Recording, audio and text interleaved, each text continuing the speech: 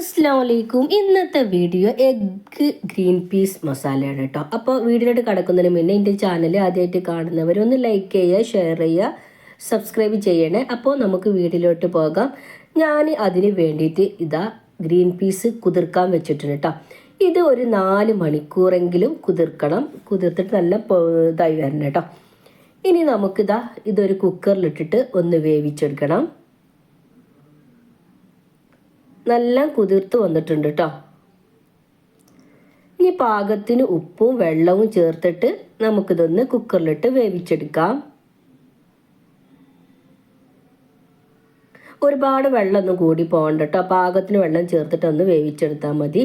ഇനി നമുക്കിത് മസാല ഉണ്ടാക്കാൻ വേണ്ടിയിട്ട് ഇതാ ഒരുപാട് ഇൻഗ്രീഡിയൻസ് ഒന്നും ഞാൻ ചേർക്കണില്ല. വലിയ ഉള്ളി കട്ട് ചെയ്തത് മാത്രമേ ചേർത്ത് കൊടുക്കണുള്ളൂ കേട്ടോ. ക്യാരറ്റോ എന്തെങ്കിലും നിങ്ങൾക്ക് ആവശ്യത്തിനനുസരിച്ച് ചേർത്ത് കൊടുക്കാം. ഞാനൊന്നും ചേർത്ത് കൊടുക്കണില്ല. ഞാൻ വലിയ ഉള്ളി മാത്രമേ ചേർത്ത് കൊടുക്കണുള്ളൂ കേട്ടോ. മസാലപ്പൊടികൾ, മുളക് പൊടി, മഞ്ഞൾപ്പൊടി അങ്ങനെയൊക്കെ ചേർത്ത് കൊടുക്കണത് ഒന്നും ചേർക്കണില്ല. ചെറിയ ചില ഇൻഗ്രീഡിയൻസ് മാത്രമേ ചേർക്കണുള്ളൂ കേട്ടോ. ഇനി വലിയ ഉള്ളി ചെറുതാക്കി ഒന്ന് കട്ട് ചെയ്തെടുക്കാം. ഇനി ചട്ടി ചൂടായി വരുന്ന സമയത്ത് വെളിച്ചെണ്ണ ഒഴിച്ച് കൊടുക്കുക. നമ്മൾ കട്ട് ചെയ്ത് വെച്ചിട്ടുള്ള വലിയ ഉള്ളി ചേർത്ത് നന്നായിട്ടൊന്ന് വേവിച്ചെടുക്കണം കേട്ടോ. നല്ല വേവും വേണ്ട, എന്നാൽ കടിക്കും വേണ്ട, അങ്ങനത്തെ രൂപത്തിലാണ് നമുക്ക് ഉള്ളി വെന്ത് കിട്ടേണ്ടത്.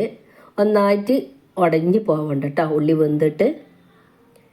ഇനി ഇത് പെട്ടെന്ന് വെന്ത് കിട്ടാൻ വേണ്ടിയിട്ട് നമുക്ക് ലേശം ഉപ്പും കൂടി ചേർത്തിട്ടൊന്ന് വേവിച്ചെടുക്കാം. ഇനി ഇതാ വലിയ ഉള്ളിയല്ല, വെളുത്തുള്ളി കനം കുറച്ച് അരിഞ്ഞതും കൂടി ഞാനിതിലേക്ക് ചേർത്ത് കൊടുത്തിട്ടുണ്ട്. അതും കൂടി ചേർത്തിട്ട് ഒന്ന് അങ്ങോട്ട് മൂടിയിട്ടിട്ടൊന്ന് വേവിച്ചെടുക്കാം കേട്ടോ. അതൊക്കെ ഒന്ന് വെന്ത് കിട്ടട്ടെ. ഇനി ഇതാ വെന്ത സമയത്ത് നമുക്ക് വേവിച്ചിട്ടുള്ള ഗ്രീൻ പീസ് ഉണ്ടല്ലോ അതും കൂടി ചേർത്ത് കൊടുക്കുക. നല്ല ഒന്നങ്ങോട്ട് മിക്സ് ചെയ്ത് കൊടുക്കണം കേട്ടോ. ഈ ഉള്ളി വാട്ടുന്ന സമയത്ത് നമുക്ക് മുട്ട ചേർത്ത് കൊടുക്കാം കേട്ടോ. ചേർക്കേണ്ടവർക്ക് ചേർത്ത് കൊടുക്കാം. ഞാനിതാ ഈ ടൈമിൽ ചേർത്ത് കൊടുത്തിട്ടില്ല. നമുക്കിതാ കുരുമുളകിൻ്റെ പൊടിയും കൂടി ഞാൻ ചേർത്ത് കൊടുത്തിട്ടുണ്ട്. പച്ചമുളക് ചേർക്കേണ്ടവർക്ക് അത് ചേർത്ത് കൊടുക്കാം. ഞാനത് ചേർത്തിട്ടില്ല. ഞാൻ കുരുമുളകിൻ്റെ പൊടിയാണ് ചേർത്ത് കൊടുത്തിട്ടുള്ളത് കേട്ടോ. ഇനി മല്ലിച്ചപ്പും കൂടെ ചേർത്ത് കൊടുക്കുക. നല്ല ഒന്നങ്ങോട്ട് മിക്സ് ചെയ്ത് കൊടുക്കുക കേട്ടോ. കടല പാകത്തിനെ വേവാൻ പാടുള്ളൂ. വേവ് ഓവറായി കഴിഞ്ഞാൽ ഇത് ഇളക്കുന്ന സമയത്ത് അതിങ്ങനെ കുഴമ്പ് ആവും കേട്ടോ.